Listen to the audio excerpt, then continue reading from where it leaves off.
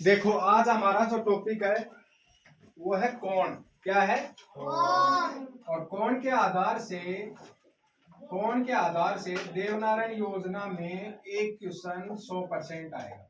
कितने परसेंट आएगा? 100। चलो अब कोण का हमें ज्ञान होना चाहिए। तो चंदा सभी का देखा हुआ है। एक ऐसी रेखा होती है जो डायरेक्टली यहाँ पर 90 को दर्शाती है, और 90 डिग्री की जो रेखा होती है उसे बेटा समकोण कहते हैं। क्या कहते हैं? समकोण। समकोण। 90 डिग्री से जो पहले के कोण होते हैं ना, 90 डिग्री से जो पहले के कोण होते हैं वो होते हैं न्यून कोण। क्या होते हैं? न्यून कोण। और 90 डिग्री से अधिक के जो कोण होते हैं वो होते हैं अधिक कोण। क्या होते हैं? अधिक कोण। अधिक कोण। उसके बाद में 0 से 180 की जो सरल रेखा है उसे सरल कोण कहते हैं। 180 डिग्री के कोण को क्या कहते हैं? सरल कोण भी कहते हैं। और सरल कोण का दूसरा नाम है सरल रेखा। क्या नाम है? सरल रेखा। यहां से नोट करने का जो क्वेश्चन है वो क्वेश्चन ये है कि एक सरल कोण या सरल रेखा में कितने समकोण होते हैं? कितने समकोण होते हैं? तो हमारा जो आंसर है वो आएगा 2। क्या आएगा? 2। क्योंकि सरल कोण की जो रेखा या सरल कोण कितने डिग्री का होता है? 180 डिग्री का। और पूछ क्या रहा है कि समकोण कितने होते हैं? तो भाग में 90 टू जा 180 कितने आ जाएंगे? 2। कितने आ जाएंगे? 2।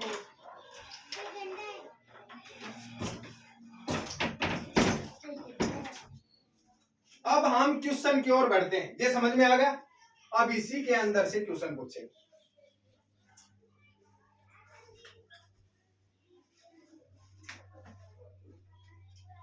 मेरे प्रिय स्टूडेंटों, ध्यान देना, मैथ में 20 नंबर का पेपर होगा और 20 में से 20 नंबर दिलाना मेरा कर्तव्य है। और हमारे पास 10 टेस्ट पेपर है। हमारे पास 10 टेस्ट पेपर हैं जिनसे बाहर कोई क्वेश्चन नहीं आएगा।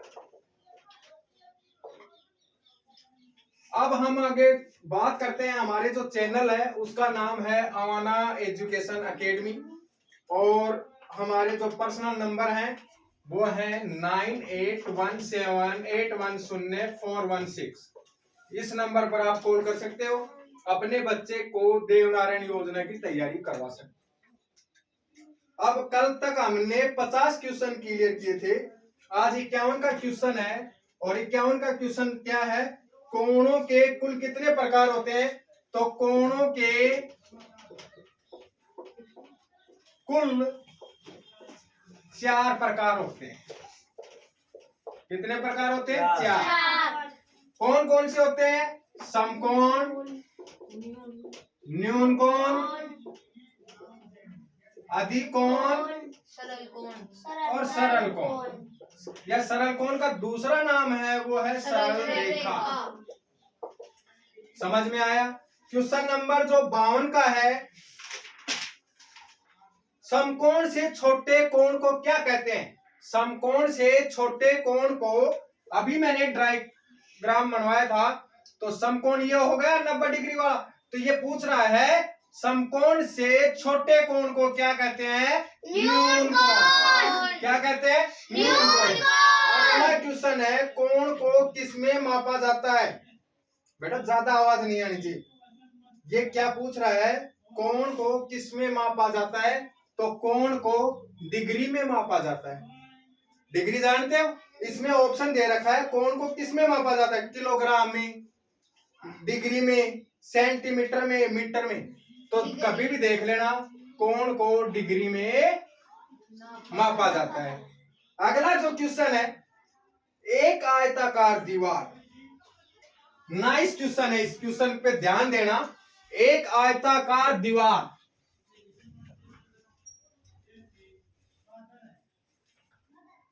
आज हमारा डस्टर गायब है, इसलिए कोई भाई ऐसे न सोचे कि आज सर ने क्या कपड़ा ले रखा है। एक आयताकार दीवार। अब सबसे पहले इस आयताकार दीवार में मैं एक आपको साधारण तरीका बता देता हूं। जिसकी आमने सामने की भुजाएं या जिसकी आमने सामने की लंबाई चौड़ाई समान हो, बराबर हो, उसे आयत कहते हैं। आयत का एक कोण 90 डिग्री का होता है। आयत का एक कोण 90 डिग्री का और चारों कोण 360 डिग्री के। आयत का क्षेत्रफल लंबाई गुणा चौड़ाई। आयत का परिमाप 2 कोष्ठक लंबाई प्लस चौड़ाई। एक नंबर का क्वेश्चन 100% आएगा। अब ये क्वेश्चन क्या कर रहा है, एक आयताकार दीवार में कितने डिग्री का कोण बनता है? तो एक आयताकार दीवार में 90 डिग्री का कोण बनता है। समझ में आया? अगला क्वेश्चन, जब दो किरणें आपस में मिलती हैं वह बिंदु कहलाता है। अब सुनो, देखो ये एक किरण ये भी और एक किरण ऐसे हो गया, ये आपस में यहां पर मिली।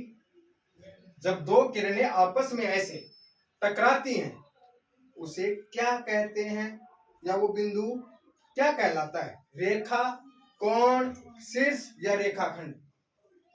कोई बच्चा बता सकता है?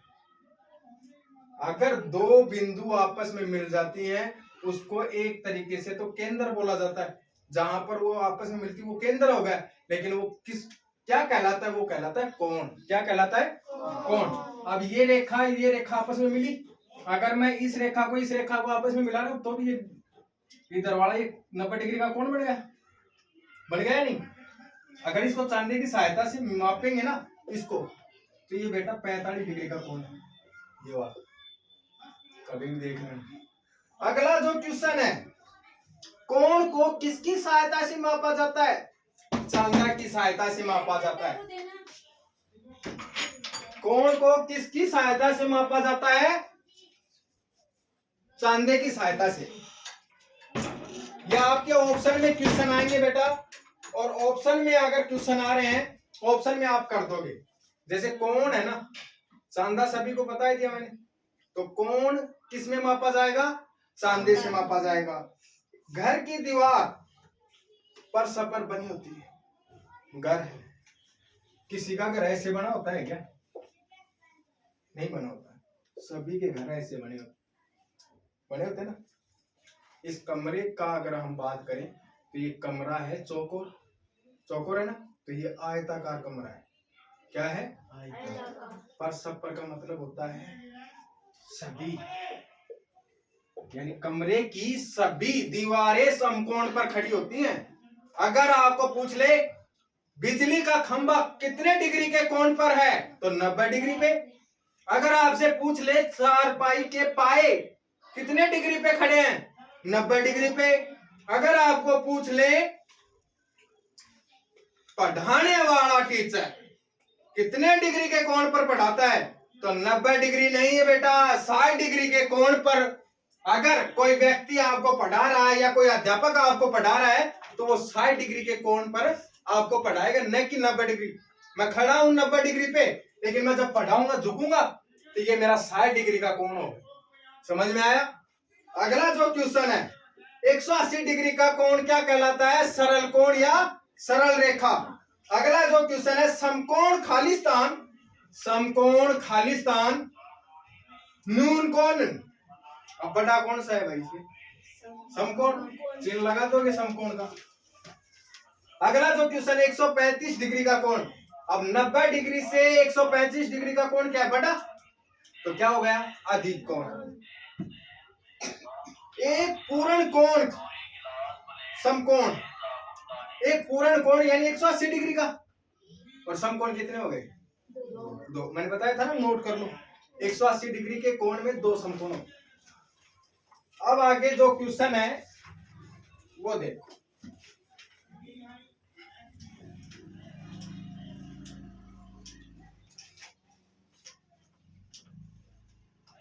अगला जो क्वेश्चन है उसकी ओर बढ़ते हैं। इसमें दे रखा है 2 से विभाज्य संख्या। 2 से विभाज्य संख्या। अब जिस संख्या में 2 का पूरा पूरा भाग जाएगा वो 2 से विभाज्य होगा। अब इसमें देखो ऑप्शन के तरीके से चलते हैं। जिसका आप ये समझ रहे हैं ना, जिसका इकाई अंक 0 2 4 6 8 ओके हो, इकाई अंक 0 2 4 6 8 हो या 2 का पूरा पूरा भाग जाता हो, वह 2 से विभाज्य होगी। अब ये संख्या दे रखी है, इसमें से ए ऑप्शन दे रखा है क्वेश्चन नंबर 63 में 53 31 41 ये नहीं है क्योंकि इकाई अंक 1 है। दूसरा आ जाओ बी ऑप्शन 42 0 535 ये भी नहीं है क्योंकि इकाई अंक क्या है। सी ऑप्शन आ जाओ 64 53 00। अब सीधी सी बात है ये है क्योंकि इकाई अंक क्या है 0। समझ में आ गया। 2 से विभाज्य संख्या अगर क्वेश्चन इस प्रकार भी आ सकता है, जिसका इकाई अंक 0 2 4 6 8 हो वह संख्या कितने से विभाज्य होगी 2 से। क्वेश्चन ऐसे भी आ सकता है। चलो अगला जो क्वेश्चन है उसकी 3 से विभाज्य। अब क्या पूछ रहा है अगला क्वेश्चन 3 से कल मैंने नौ का बताया था ना, तो वो क्या बोल रहा था, जिनका योग 9 के पहाड़े से मिलता हो या 3 का भाग पूरा पूरा जाता हो। अब ये क्या है, जिस संख्या में 3 का पहाड़ा मिलता हो या योग 3 के पहाड़े में मिलने वाला हो तभी 3 से विभाज्य होगी। अब इसमें देखो हम 3 से विभाजित 2 3 4 1 ए ऑप्शन दे रखा है, बी ऑप्शन दे रखा है 70 51, सी ऑप्शन दे रखा है 32 40 और डी ऑप्शन दे रखा है 6 6 6 3 4। अब इनको आपस में आप क्या कर लो, जोड़ लो। 2 3 5 5 4 9 और 1 10 ये नहीं है क्योंकि 3 के पहाड़े में 10 आता है क्या नहीं आता है। 7 5 12 1 13 ये भी नहीं है। 3 2 5 5 4 9 ये है। अगर इसको आप जोड़ो क्यों, जब आपको ऑप्शन मिल ही गया कि सी ऑप्शन क्या है सही है तो आप चौथे को तो याद ही नहीं करो। अब इसको अगर 18 18 3 21 21 4 25 क्या 25 3 के पहाड़े में आता है नहीं आता है। इसलिए जिस संख्या में 3 का पूरा पूरा भाग जाए या 3 के पहाड़े में जो संख्या मिले उनका योग अगर 3 के पहाड़े में मिलता हो तो वह 3 से विभाज्य होगी। अगला जो क्वेश्चन है 9 से विभाज्य मैंने कल ही बताया था। 3 का और 9 का क्या है, दोनों एक ही है। 3 के पहाड़े की संख्या मिल जाओ या 9 के पहाड़े की संख्या मिल जाओ वो 3 और 9 से विभाज्य होगी। अब आ जाओ क्वेश्चन आएगा 1 नंबर का पक्का। 7 का एकाधिक क्या होगा। देखो इसको छोड़ दो, 7 को एक यानी एक, अधिक यानी ज्यादा या प्लस कर दें तो 7 का कितना होगा 8। यहाँ पर अगर 17 होता तो क्या हो जाता 18। समझ में आ गया। एकाधिक यानी एक जोड़ दो उस संख्या में। अगर एकाधिक मिल जाए तो एक जोड़ दो, यानी 7 से अगली संख्या क्या आएगी 8, 17 से अगली संख्या क्या आएगी 18। ये आपका आंसर है। अगला जो क्वेश्चन है 8 का एकाधिक 9। अगला जो क्वेश्चन है 8 का एक न्यूनेन, तो 8 का एक न्यूनेन यानी कम पूछ रहा है ना, तो कितना हो जाएगा बेटा 7। न्यून यानी होता है कम, एक अधिक यानी ज्यादा। समझ में आ गया ये। उसके बाद में ये पूछ रहा है बेटा 421 में 1 का एकाधिकेन। अब 1 कहाँ है, यहाँ है ना। अब 1 से पहले एकाधिक पूछ रहा है ना, एकाधिक है, एकाधिकेन पूछ रहा है ना कि एकाधिक पूछ रहा है। अब एकाधिकेन में फर्क क्या होता है, जैसे ये है 1, अब इसमें 1 जोड़ दो कितना हो जाएगा 431। क्या हो जाएगा? 431। समझ में आया? नहीं कि 422 होगा, 22 नहीं होगा। एकाधिकेन पूछ रहा है, जिस संख्या को दर्शाया है यहाँ पर, जैसे 1 को दर्शाया तो 1 से पहले क्या 2, इसमें 1 जोड़ दो। अगर 2 पूछ लेता तो 4 में 1 जुड़ जाता। तो ये याद रखना, एकाधिक, एक न्यूनेन, एक न्यून और एकाधिकेन और एकाधिकेन न्यूनेन, ये 4 टॉपिक में 1 नंबर का क्वेश्चन 100% पूछेगा। आ जाओ भाई, ये संख्या दे रखी है इसमें 5886 में 6 का न्यूनेन पूर्वेन। अब सुनो, ये क्या पूछ रहा है? न्यूनेन। अब मैं आपको जहां पर अगर पूर्वेन आ जाए ना, तो पूर्वेन का मतलब होता है पहले, जिस संख्या के बारे में पूछ रहे हैं ना उससे पहले। अब ये 6 का न्यून पूछ रहा है ना, तो 6 कहाँ है? यहाँ, तो इससे पहले क्या है? इसमें से एक घटा दो बेटा, क्या आ जाएगी संख्या? 876। समझ में आ गया? पूर्वेन यानी जिस संख्या के बारे में पूछ रहा है उससे पहले वाली संख्या। एकाधिकेन पूर्वेन यानी जिस संख्या के बारे में पूछ रहा है उससे पहले वाली में 1 जोड़ना, और नून यानी कम करना, और एकाधिक यानी 1 बढ़ाना उसी संख्या में, और एकाधिकेन यानी 1 कम करना। आ जाओ आगे। अब हम पढ़ते हैं परमित्र अंक। परमित्र अंक का बेटा दूसरा नाम होता है, अगर आपके पेपर में क्वेश्चन आ जाए कि परमित्र अंक का दूसरा नाम क्या होता है, तो परमित्र अंक का दूसरा नाम पूरक अंक होता है। क्या होता है? पूरक अंक। आपको टीचर इतना नहीं पढ़ाता है, क्योंकि मेरे को तो देवनारायण में रिजल्ट देना है। क्या देना है? रिजल्ट। अब परमित्र अंक में 1 नंबर का 100% पूछेगा क्वेश्चन, नहीं पेपर में आए तो मैं पढ़ाना छोड़ दूंगा। परमित्र अंक का दूसरा नाम क्या है? पूरक अंक। क्या है? पूरक अंक। और पूरक अंक और परमित्र अंक किसे कहते हैं? जिन दो अंकों का योग कितना हो? 10 हो, उसे क्या कहते हैं? परमित्र अंक या पूरक अंक। 1 में कितना जोड़े कि 10 हो जाए?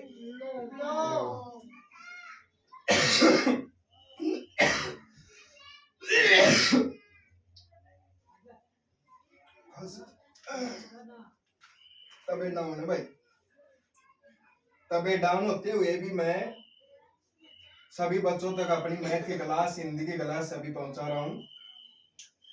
तो अगर आपके पेपर में आ जाए कि 1 का परमित्र अंक क्या होगा? 9, 2 का 8, 3 का 7, 4 का 6, 5 का 6 का 7 का 8 का 2 और 9 का 1। समझ में आ गया? जिस संख्या का परमित्र अंक पूछे, जैसे पेपर में आ जाए भगवान की दया से 5 का आ जाए, तो 5 का परमित्र आपको ऑप्शन में क्या मिलेगा?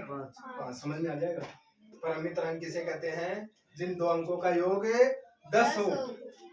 अब ये आपके सामने जो संख्या डाली, इनसे बाहर कोई क्वेश्चन ही नहीं, क्योंकि अगर 11 का पूछेगा तो 11 में क्या जोड़े कि 10 हो जाएगा? नहीं होगा। तो 1 से लेकर यहाँ तक याद रखना। हाँ, मैं मेरी तरफ से एक क्वेश्चन नोट करवा सकता हूँ परमित्र अंक का। अगर क्वेश्चन आ जाए 10 का परमित्र अंक क्या होगा, तो बेटा 0।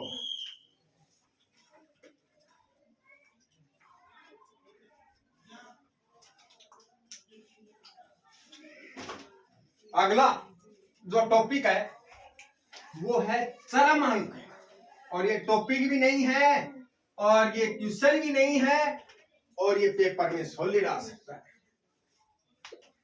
किसी भी नोट कर लेना इस क्वेश्चन को, सॉलिड आ सकता है, इसका मतलब 100% आ सकता है। किसी भी संख्या का इकाई अंक ही चरम अंक होता है। चरम अंक होता है। अब आपको पूछ ले वहां पर है, अगर क्वेश्चन दे दिया 37 42 में चरम अंक बताओ, क्या आएगा बेटा? 37 42 में चरम अंक बताओ। 2 क्या आएगा? 2 क्योंकि 2 ही क्या है, इकाई। इस चीज को नोट कर लो। अगर वहां पर 42 38 दे दिया तो 8, 507 दे दिया तो 7, 30 दे दिया तो 0। समझ में आ गया? किसी भी संख्या का इकाई अंक ही चरम अंक होता है। कोई कितनी बड़ी संख्या जाओ अंक का और लगा दो अक्सर तो भी 8 ही रहना। समझ में आया?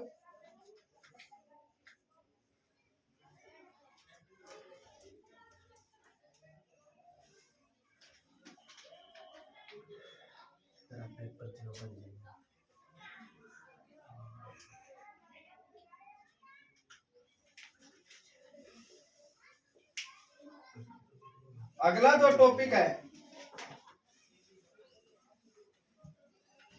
अगला जो टॉपिक है उसमें 1 नंबर का क्वेश्चन आ सकता है। क्या आ सकता है? 1 नंबर का क्वेश्चन आ सकता है। आ सकता है यानी 99%। और टॉपिक है निखिलम अंक। निखिलम अंक। ओके, अब यहां पर निखिलम अंक के 2 क्वेश्चन दे रखे हैं, 60 54 और 85 96। इनमें निखिलम अंक ढूंढना है।